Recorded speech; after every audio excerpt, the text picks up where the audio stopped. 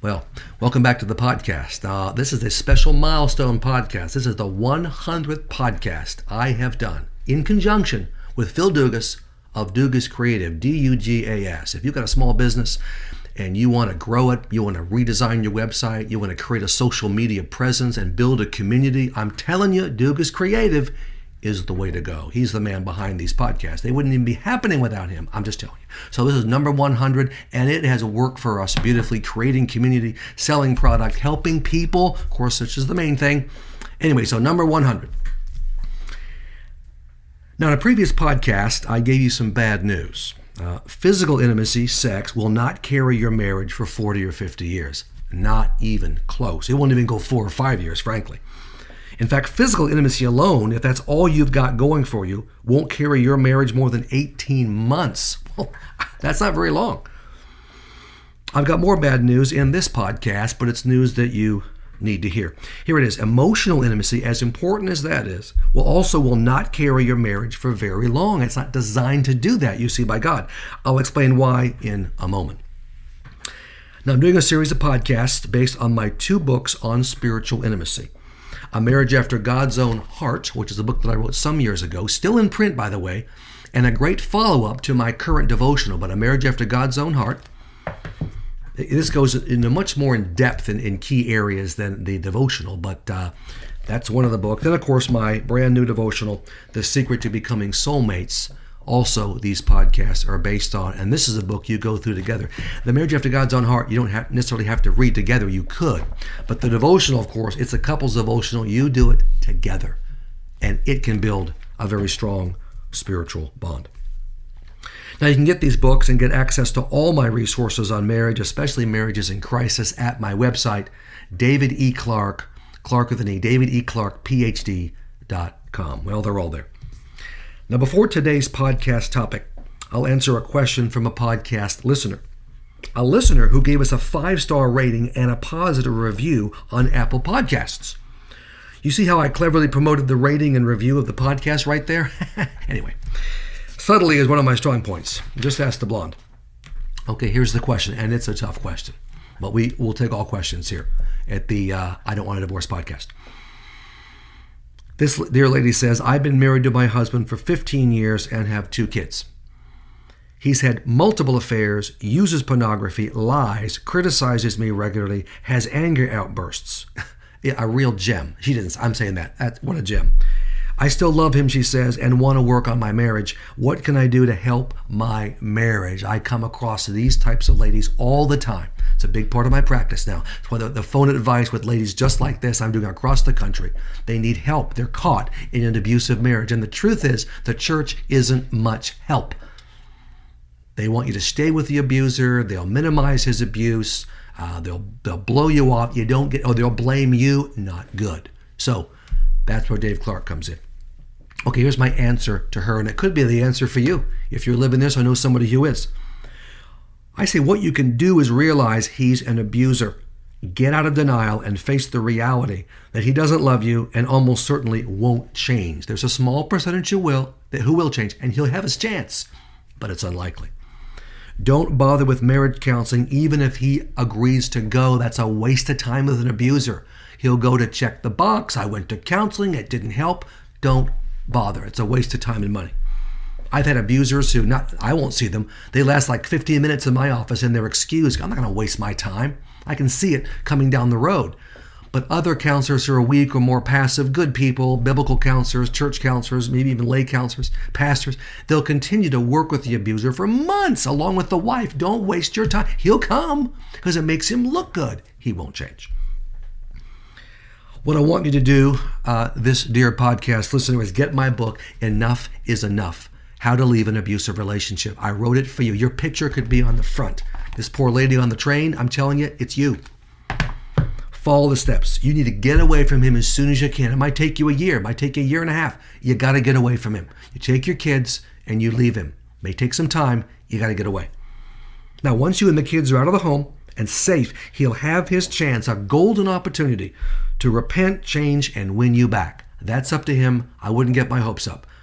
But the only way these abusers change, and that's maybe 4 to 8%, and that may be high, is when you leave, you're done, and he has to win you back. Because the truth is, he's got 7 to 8 months, if not a year, of individual therapy to change his narcissism, to change his abuse. Most of them won't do that, of course, but if he's really committed, it's what I call a semi-narcissist. These people may change. It's still going to take them months to change, and they'll only do that if you're gone, the kids are gone, and they're trying to win you back. Now, for all of you in an abusive marriage, I want you to consider a phone advice session with me. That's what I do. Now, whatever your marital crisis, I'm talking about abuse here. It could be that your spouse isn't abusive, but it just is divorcing you for non-biblical reasons, or has had an adulterous affair, or is involved in pornography addiction. But anything, or is abusing you, whatever the case might be, I've got a plan for you, and we can do a phone advice session. Go to the website, davideclarkephd.com, Clarke with an E, and you'll see it's all explained there. It's easy to do, no problem, and you'll have a plan of action going forward, specific plan of action, after you talk to me. Okay, let's get to today's topic, which is emotional intimacy can't keep you in love. As important as it is, it can't keep you in love. I'm going to read a section from my book, A Marriage After God's Own Heart, which I'm sure you're already planning to purchase. It's up to you, of course, but okay. Have you noticed the proliferation of love experts in our society? These men and women have devoted their lives to helping couples experience real, lasting intimacy. They really, really want you to be happy in your love relationship. And of course, they really, really want to buy all their products so they can be happy. Now, these experts dispense their advice through every possible media. If you walk into a bookstore, you'll see their books on the bestseller shelves. If you turn on your television, you'll see them on talk shows, evening news magazine shows, public television. Often you'll see they'll have public television events. Of course, they're on the radio. They have websites. They're in newspapers and popular magazines. They even do podcasts. Infomercials, of course, to sell their resources. Now, it's very easy to be impressed with these love specialists. By the way, these are not Christian people, but they're love specialists nonetheless. Looking at them and listening to them talk makes you want to believe them. They are attractive, they're articulate, and they're successful. They have advanced degrees, not always in psychology, but let's not be picky. And they certainly seem like nice people. They smile a lot, they have big teeth, and they exude warmth and kindness. These love doctors have a wide variety of creative solutions to all the problems men and women face in relationships. They teach you how to understand male-female differences, how to locate and comfort your inner child. I'm not really big on that, but that's what they do. How to communicate on many different levels, how to resolve conflict, how to keep romance in your marriage, and of course, how to have exhilarating, fabulous, erotic sex every time you hit the bed. There's just one tiny problem with these experts' carefully constructed marriage enrichment programs. Their advice frequently doesn't work in their own marriages. Many well-known media love doctors have been divorced, often more than once. Now, I'm not criticizing them for being divorced, but most divorced people don't set themselves up as experts on marriage, especially if they haven't learned anything and they keep getting divorced. Now, why haven't these experts been able to use their relationship techniques to save their own marriages? It's not because their ideas are terrible. In fact, they have some good ideas. It's because their advice is usually limited to just 2 areas of love. That's all they've got is 2. That's all the world knows about love. They base everything they say about marriage on emotional and sexual love. That's all they've got. Those are the 2. Although they try as hard as they can to keep the feeling of love going in their own relationships, they can't do it, and they can't help you do it either. And that's what the world says. You're not going to be married for 40 or 50 years happily. No, you'll be miserable. It all runs out of gas. They even seem to know that. So do the best you can for this period of time you're together. God says, no. You can have it for a lifetime, but you got to do it my way. So those who approach love and relationships without a biblically based perspective are short-sighted at best and totally blind at worst.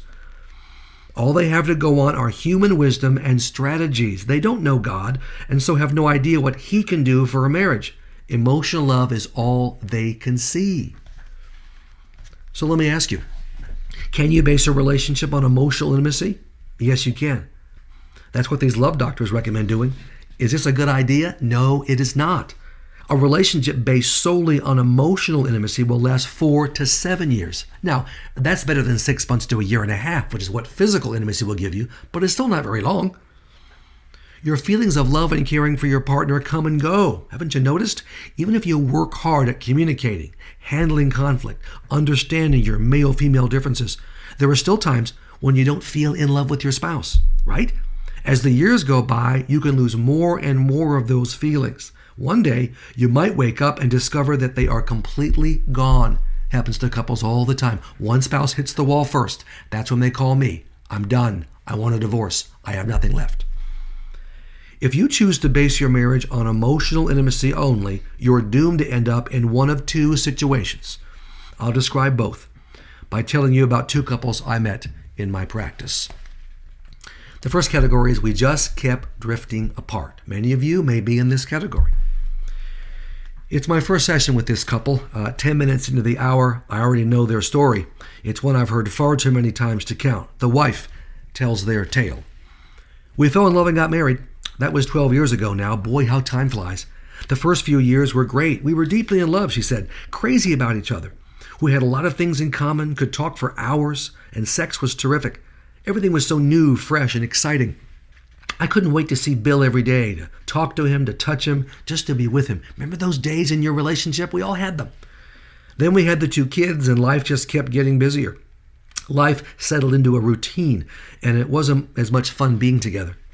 I think it was around our 7th year of marriage when we both noticed that things had changed between us. We were comfortable together, content, secure, but not passionate. It was as though we'd lost our spark and couldn't get it back again. And little editorial comment here, 7 years, the 7-year itch, it's real. Just about 6.5, 7, 8 years in, typically is when you lose it in the emotional intimacy department. She continues, we tried to turn things around by reading some marriage books and going to a marriage retreat and seeing our pastor for a few hours of counseling. We read a book on sex. I even bought a set of videos from a psychologist I saw on an infomercial, one of these love doctors. Yeah, good luck with that. She says, but nothing helped. We just kept drifting apart, leading lives that were more and more separate. Now we don't have much feeling between us. We still love each other, but it's a brother-sister kind of love. We're not in love, and we miss that. We care about each other, and we're staying together no matter what, but we wonder if we can get our passion back. Sound familiar? So many couples end up just like this one. Their love, once so alive and intense, slowly drains away until there's nothing left except commitment, duty, and security. It's a slow, agonizing way to kill a marriage, Chinese water torture. A good title for a movie about this kind of marital decay would be Dead Couple Walking. Not divorced yet, but they might as well be. Nothing's left. They're going through the motions. I tell this couple, and many others I've seen like this, that they are boring each other to death and that they need to stop it. I say that what has happened to them is painful but not unusual. I tell them that there is a way to bring back the passion, to reignite their love. I assure them that with God's help and with hard work, that's what we're going to do. Okay, that's the first scenario. If you're going to base your love on emotional intimacy, here's the second one. And this is, of course, a more serious one. I want a divorce is the second scenario. And some of you are in that situation, or you've heard that from your spouse. I'm sitting with another couple in our first session together. They tell me another story I've heard many times. This time it's the husband who does the talking. Typically when the husband starts, it's not a good idea, not a good scenario. He says, straight face, his wife sitting right there on the couch by him, I just don't love Debbie anymore. My feelings are gone, totally gone. And I can't see any way in the world to get them back. I used to love her, at least I think I did. We had some good times, she's a good person, and I care about her. But the more I think about it, the more I wonder if I ever really loved her at all. You see, he's already rewriting history because he's hit the wall. He keeps going. More excuses. We were so young when we got married. What do you know when you're just 22? Looking back, I realized that I never should have married her. We're two very different people. Excuse. See, no feeling for her now. He continues, straight face, it's not you, Debbie. It's me. I've changed. I'm different. I feel trapped in our marriage. I'm not happy. It'll just hurt you and the kids if I stay in this dead, miserable marriage. I've got to get out and start over. Yeah, emphasis on I, by the way. I want to be happy again. I've thought a lot about this, and I've come to a decision. I want a divorce. Boom. Debbie is devastated. She's in shock. Of course, her real name wasn't Debbie, but she tells me that she had no idea this bombshell was coming. She's still in love with her husband, but he has no feelings for her at all. And he's not kidding. He's done. Debbie's going to have to get ready for another bombshell. And I'll tell her this in a private session when I see her the following week, because I'm through. I'm not going to talk with this guy anymore because he's done. We're going to have to come in the back door to get his attention. But Debbie's going to have to get ready for another bombshell. It's very likely he's already found someone else he thinks he's in love with. I tell this couple, because the guy's still in the session, I tell this couple that their emotional intimacy has run out. At least his has run out. And there's no doubt that their love is stone cold dead. Nevertheless, I tell them there is a way to bring it back from the dead. There's a way to re-energize his love and create a brand new relationship. Their love can be better than it ever was. Now, in this scenario, again, I won't see this husband again until he tells me I am really, okay, I don't have the feelings, but I'm willing to do whatever it takes, honestly and genuinely, to work on this marriage. If he doesn't tell me that, no, I'm pretty much done, he's excused. I will not see him again. I will see his wife, and we'll do tough love to get his attention. If he'll hang in there, I'll see him. Now, please believe me when I tell you that a marriage based on emotional intimacy will end up one of these two ways. It's not just a possibility, it's inevitable. These are your only two choices. Keep in mind that being a Christian couple and attending church regularly is no protection. The divorce rate among Christians is very close to the divorce rate among those who don't know Jesus, so church isn't going to help you. I've heard stories from many Christians. They went to church faithfully. They went to Sunday school. They tithed. They even had positions of leadership in their churches, and their love still ran dry.